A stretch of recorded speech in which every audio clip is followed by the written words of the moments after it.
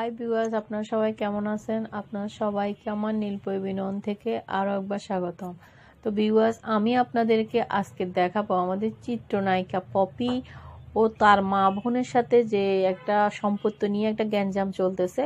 তো এখন তারা দুজনেই, পপি গিয়েছিল দেখা করতে মার সাথে, সেখানে সরাসরি কিভাবে ঝগড়া করেছে সেই দৃশ্যটি আমি আপনাদেরকে দেখাবো, যে একজন মা কতটা নির্মম হলে তার সন্তানের সাথে এমন ব্যবহার করতে পারে। তো ভিউয়ার্স, চলুন দেখি আমরা ভিডিওটি।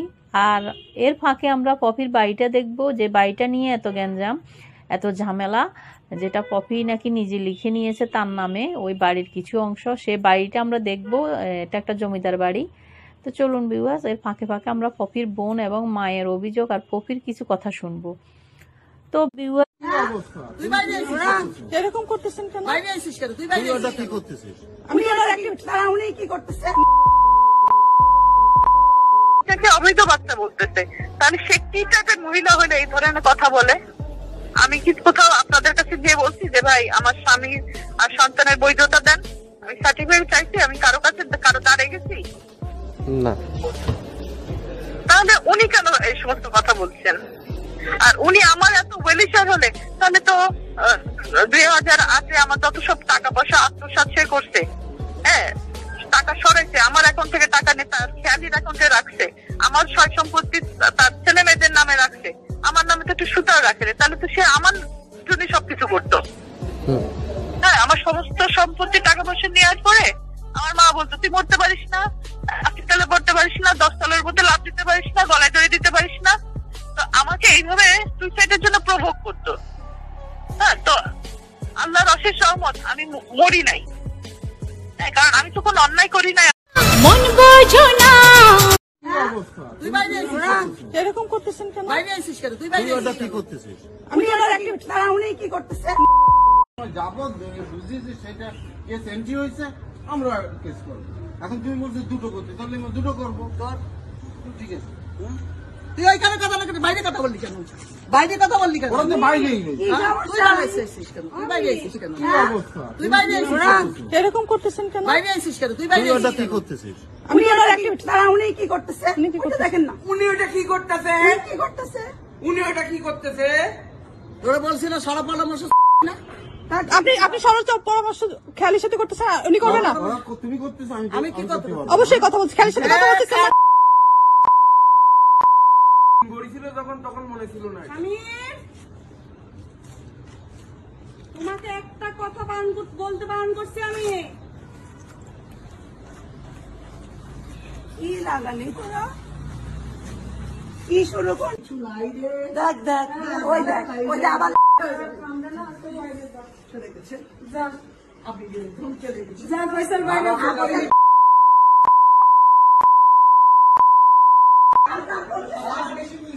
ছিলেন ভাই আমার সম্পত্তির লোভে আমার মারতে যায়, খুন করতে যায়, তো আমি কি করব বলেন? আমি সুইসাইড করবো? অ্যারেস্ট হয়েছে, স্বামীর কতবার অ্যারেস্ট হয়েছে, দীপু কতবার অ্যারেস্ট হয়েছে, থানায় আমার তো জিডি করা আছে, এই কপাবিল আপনাদেরকে দিচ্ছি। হ্যাঁ, ডিজিএফ এর পরিচয় দুদিন আগে ডাকাতি মামলায় আর্মি ওকে অ্যারেস্ট করছে। হ্যাঁ, তো সে কত বড় ক্রাইম, বাইরে এরকম ক্রাইম করে, তাহলে ঘরে আমি আমার কতবার ব্ল্যাকমেলিং করে, আপনারা কি এগুলো বোঝেন? দুদিন পর পর আমি ব্ল্যাকমেলিং শিকার হয়েছি এদের কাছ থেকে। হ্যাঁ, এটা খুন করে ফেলতো, খুন করে আমার নামে একটা বদনাম দিয়ে দিত যে আমি যে কোনো ভাষায় কথা বলে দিত, আমার ময়না তদন্ত হইতো না, কেউ জানতো না, দুনিয়ার মানুষ কেউ জানতো না যে আমি কেন মারা গেছি। হ্যাঁ, বলতো যে আমার নামে একটা বাজে কথা কিচ্ছা লটাই দিত, দিয়ে আমি তো মরে থাকতাম, এরা আমার সম্পত্তি ভোগ করতো। আমি আমার বাবার কাছ থেকে একটা সুতাও নেনি, কেউ যদি প্রমাণ করতে পারে যে আমি আমার বাবার কাছ থেকে একটা সুতাও নিছি ফ্রিতে, তাহলে আপনারা যে শাস্তি দিবেন আমি সেই শাস্তিটা মেনে নিব। আমার বাবা 95 থেকে কোনো ইনকাম করে নাই, আমার ভাই বোনের বয়স তখন কত ছিল, তারা কি ইনকাম করতো? আমার মা আসছে একজন ফ্যামিলি থেকে। বুঝতে পেরেছি। আমার মা ফ্যামিলি থেকে নিজেরাই খাইতে পারে না, তাহলে আমার সংসার চলছে কি করে? আমার মা যে বলে সে জমিদারের বউ, তা জমিদার তো আমার দাদা ছিল। তার থেকে আমার বাবা পাইছে। হুম। তার যে ব্যাকগ্রাউন্ড সেগুলো চেক করে দেখেন কোথা থেকে আসছে সে, তার এখন তার ভাই বোনদের অবস্থান কোথায়। তাহলে ঢাকা শহরে সে যে জমিদারের মানে বউ হয়ে থাকতো, তাহলে মেয়েকে দিয়ে ইনকাম করাচ্ছে কেন? বড় মেয়েকে দিয়ে নায়িকা বানাইছে কেন? আমার তো কোরআনে হাফেজ বানাইতে পারতো, আমার তো ডাক্তার বানাইতে পারতো, ইঞ্জিনিয়ার বানাইতে পারতো। যে টাইমে আমারে নিয়ে শুটিং স্পটে নিয়ে বসে থাকছে, সেই টাইমে তো আমাকে নিয়ে স্কুলে যাওয়ার কথা, কলেজে যাওয়ার কথা। আমার ইনকাম করাচ্ছে কেন? আর আমাকে দিয়ে ইনকাম করে বাকি ছেলে পেলেদের মানুষ করে আজকে আমি সবচেয়ে খারাপ মানুষ হয়ে গেলাম। আমি এত লেটে আমার বাচ্চার ডিসিশন আমি কেন নিব? আমার তো ডিসিশন নেওয়ার কথা আরো আগে অনুযায়ী, যার কারণে আমি এখন তাদের কাছে গলার কাটা, শত্রু এবং অপছন্দের একজন মানুষ। তুমি যে বিভিন্ন মোটিভ চেঞ্জ করার জন্য বিভিন্ন বার্তা ইউজ করছো তুমি, বুঝলাম, কিন্তু আসলে তোমার সাথে আমাদের ফ্যামিলির ঝামেলাটা কি নিয়ে, সেই প্রশ্নটা আমি আগে সবার কাছে বললো। আমার সাথে অনেক বড় বিশ্বাসঘাতকতা করেছে, আমার সমস্ত টাকা পয়সা আমার বোনের অ্যাকাউন্টে শিফট করেছিল, তো তারপরে আমি কিছু বলিনি। আর সেকেন্ড কথা ছিল যে আদনান আর আয়াত এই দুজনের পরিচয় দেওয়া। অ্যাকচুয়ালি এই পরিচয়টা, এর মধ্যে তোমারও বেনিফিট। আজকে তুমি কারোর সামনে তোমার স্বামীর পরিচয় দিতে পারো না, তোমার বাচ্চার সন্তানের পরিচিতি দিতে পারো না। এখানে যদি তুমি এখনো সেটাই বলতে যে তুমি সেইটাকে অ্যাভয়েড করার জন্য তুমি ফ্যামিলি কন্ডিশন, ফ্যামিলির জিনিস তুমি তুলে ধরছো, এটা তোমার জন্য কতটুকু বেনিফিটেড সেটা তুমি বুঝে দেখো। পার্সোনাল লাইফ নিয়ে তারা বেশি খুব উৎসাহিত ভাবে দর্শকদের কি জন্য বোঝানোর চেষ্টা করছেন।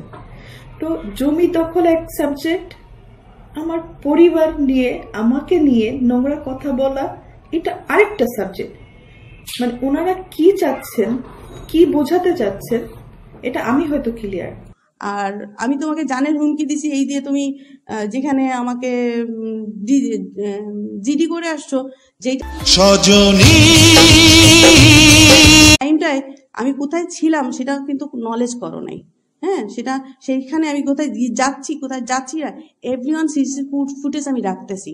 সো তুমি মনে হয় বুঝে শুনে একটু স্টেপ ফেলো। এটা সত্য ঘটনা, এটা থানায় জিডি হয়েছে, মামলা হয়েছে এবং তাদেরকে আটক করা হয়েছিল এই ক্রাইম করার জন্য।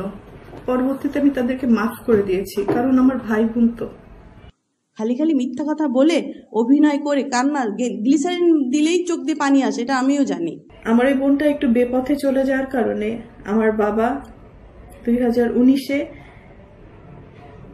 বেপথে মানে সে ওখানে কিছু অনিয়ম শুরু করেছিল,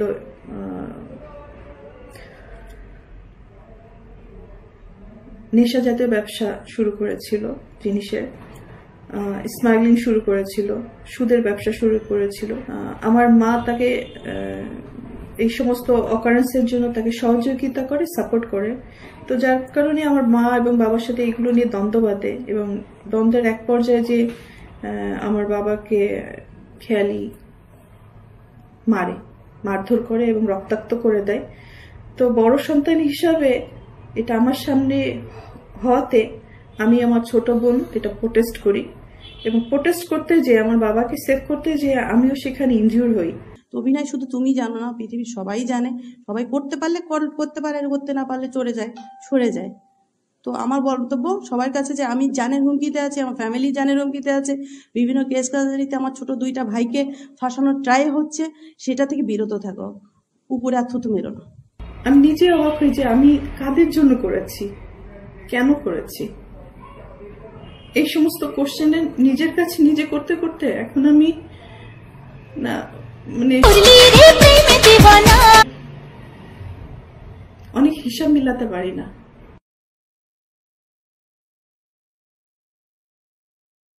বাবা মা ঝগড়া করতেছে, সেই ফুটেজ সে ধরে রাখে কিভাবে? আর আপু আরেকটা কথা বলছে যে উপরে থুতু মারলে নিজের গায়ে পড়ে। উপরে যে ছিল সে অনেক দূরে ছিল, তার গায়ে থুতু ছিঁড়াও লাগে নাই। হ্যাঁ, আর থুতুটা কিন্তু তার গায়ে পড়ছে। উপরের দিকে থুতু ফেললে তো নিচের দিকে আসে, কাদের নামে উৎসব করব? অভিযোগ তো আসলে করে বাইরের লোকদের মানে নামে। আর আমি যেহেতু আমার ভাই বোনদেরকে, আমার বাবা মাকে অনেক ভালোবাসি, যার কারণে আমার জীবনে আমি অনেক কিছু ফেস করেছি তাদের দ্বারা। নির্যাতিত হয়েছি, লাঞ্ছিত হয়েছি, অপমানিত হয়েছি। নিজের এত বছর যে আমি ইন্ডাস্ট্রিতে ইনকাম করেছি, তারা আমার সাথে বেইমানি করেছে। আমার সমস্ত অর্থ আমার কাছ থেকে নিয়ে নিয়েছে। আমার টাকা দিয়ে কেনা সয় সম্পত্তি কোনো কিছুই আমার নামে ছিল না, আমার প্রত্যেকটা ভাই বোনের নামে ছিল। আমার অ্যাকাউন্টগুলো শূন্য ছিল। 3 তারিখে আসলে এই জমি জমা সংক্রান্ত যে তার নামে জমি রেকর্ড করে নিয়ে গেছে, বিদ্যুতের লাইন তার নামে নিয়ে গেছে, ওয়াসা লাইন আমাদের আব্বুর জায়গার পরে আছে, সেই জায়গাটার থেকে সে আমার জায়গাকে আমি খুঁজতে দিব? আমার ওয়াসা লাইন তো নিশ্চয়ই আমি আরেকজনকে দিব না। তো আমার চাচির নামে ওয়াসা লাইন আছে, ঠিক আছে, নো প্রবলেম, আমি জানি তার নামে আছে, কিন্তু জায়গাটা তা কার? জায়গাটা আমি বেসিকলি জানতে চাই জায়গাটা কার। আমার জায়গার পরে ওয়াসা লাইন থাকলে তো আমাকেই দিবে। ওয়াসার যে লাইনটা, আমার এই লাইনটা ছিল আমার চাচির নামে, যেটা আমার বাবা ওনার ওখানে ইউজ করতেন, কিন্তু পরবর্তীতে এটা মানে এটা একটা অবৈধ লাইন বলা হয়। তো যার কারণে অনেকগুলো টাকা, আব্বু মারা যাওয়ার পর অনেকগুলো টাকা বিল বকেয়া পড়ে যায়। পরে ওটা আমার বোন দিতে অস্বীকার করার পরে আমি ওই বিলগুলো পরিশোধ করি এবং আমার চাচিকে বলি যে উনি এই লাইনটা কি করবেন। তখন বললো যে পপি, তাহলে তুমি টাকা পরিশোধ করছো, তুমি এই লাইনটা তোমার নামে নিয়ে নাও। তো আমি তখন বললাম যে ঠিক আছে, আমাকে দিয়ে দেন। দ্যাটস ওয়াই ওয়াসা লাইন ওয়াসা লাইনও তার নামে হয়ে গেছে। কিভাবে? ইলেকট্রিকের লাইন এবং ওয়াসার লাইনটা অবৈধভাবে ইউজ করছে। তারা কোনো টাকা পয়সা পরিশোধও করে না, অনেক টাকা বকেয়া পড়ে যায়। পরে দেখা যায় যে আমার এই বিলগুলো সব পরিশোধ করতে হয়। ভাই, আমি তো মানুষ। সে যদি জালিয়াতি না করে তাহলে এগুলো কিভাবে? জমি দলিল ছাড়া পুরো জমি তার নামে রেকর্ড হয় কিনা? বায়না সূত্রে কি জমি পুরোটা রেকর্ড হয়? কোনোভাবেই হয় না। আর যেটা কথা যে আপু উপরে কিন্তু 3 তারিখে এসে সে আমাকে রাস্তার মধ্যে ফেলে চট দিছে, দেন আমার ফোন টোন ভেঙে গেছে। আমার বোন বলেছে আমি তাকে মেরেছি, দূর থেকে একটা ফুটেজ দিয়ে যে আমি তাকে মেরেছি। মারা তো হচ্ছে চর মারা, জুতা খুলে মারা বা পিটানো, এগুলোকে মারা বলে। আমার মুখের সামনে ক্যামেরা ধরেছে, আমি ক্যামেরা ফেলে দিয়েছি। আমি তো কোনোদিন আমার বলতে পারবো না আমি শাসন করেছি আমার ভাই বোনকে, কিন্তু কখনো কাউকে আমি মারিনি, বরং তাদের কাছ থেকে মার খেয়েছি। আবার বাসায় ঢুকে আমাকে কাল বার্তা নিউজ রিপোর্টারদের সামনে আমাকে ধুমকি দিয়ে গেছে, তোকে মেরে ফেলবো, তুই বাঁচবি কিভাবে। এটা আদনান সাহেব করেছে এবং আদনান সাহেবের ড্রাইভার করেছে। আর আমার বড় আপু আমাকে পাশ দিয়ে বলতেছে, গুগুর হাল তোকে এবার দেখাই ছাড়বো। অ্যাকচুয়ালি আমি আসলে এটা নিয়ে আমি জিডি করেছি, সেটা তো আপনারা দেখেছেন। আসলে বড় বোনের কাছে আমার একটাই কথা আছে যে তোমার সাথে আসলে আমাদের গ্যাঞ্জামটা কি নিয়ে। আমি যখন ইনকাম করেছি, 2 হাতে দিতে পেরেছি, লুটাতে পেরেছি, তখন আমি আমার পরিবারের কাছে অনেক প্রিয় একজন মানুষ ছিলাম। এখন দিতে পারি না হয়তো তাদের প্রয়োজন অনুযায়ী, যার কারণে আমি এখন তাদের কাছে গলার কাটা, শত্রু এবং অপছন্দের একজন মানুষ। তুমি যে বিভিন্ন মোটিভ চেঞ্জ করার জন্য বিভিন্ন বার্তা ইউজ করছো তুমি, বুঝলাম, কিন্তু আসলে তোমার সাথে আমাদের ফ্যামিলির ঝামেলাটা কি নিয়ে, সেই প্রশ্নটা আমি আগে সবার কাছে বললো। আমার সাথে অনেক বড় বিশ্বাসঘাতকতা করেছে। আমার সমস্ত টাকা পয়সা আমার বোনের অ্যাকাউন্টে শিফট করেছিল, তো তারপরে আমি কিছু বলিনি। আর সেকেন্ড কথা ছিল যে আদনান আর আয়াত, এই দুজনের পরিচয় দেওয়া।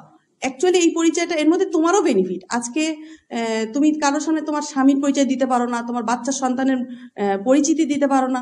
এখানে যদি তুমি এখনো সেটাই বলতে যে তুমি সেইটাকে অ্যাভয়েড করার জন্য তুমি ফ্যামিলি কন্ডিশন, ফ্যামিলির জিনিসের তুমি তুলে ধরছো, এটা তোমার জন্য কতটুকু বেনিফিটেড সেটা তুমি বুঝে দেখো। পার্সোনাল লাইফ নিয়ে তারা বেশি খুব উৎসাহিত ভাবে দর্শকদের কি জন্য বোঝানোর চেষ্টা করছেন। তো জমি দখল এক সাবজেক্ট, আমার পরিবার নিয়ে আমাকে নিয়ে নোংরা কথা বলা এটা আরেকটা সাবজেক্ট। মানে ওনারা কি চাচ্ছেন, কি বোঝাতে চাচ্ছেন, এটা আমি হয়তো ক্লিয়ার। আর আমি তোমাকে জানের হুমকি দিছি এই দিয়ে তুমি যেখানে আমাকে জিডি করে আসছো, যেই টাইমটায় আমি কোথায় ছিলাম সেটা কিন্তু নলেজ করো নাই। হ্যাঁ, সেটা সেইখানে আমি কোথায় যাচ্ছি কোথায় যাচ্ছি না এভরিওয়ান সিসি ফুটেজ আমি রাখতেছি। সো তুমি মনে হয় বুঝে শুনে একটু স্টেপ ফেলো। এটা সত্য ঘটনা, এটা থানায় জিডি হয়েছে, মামলা হয়েছে।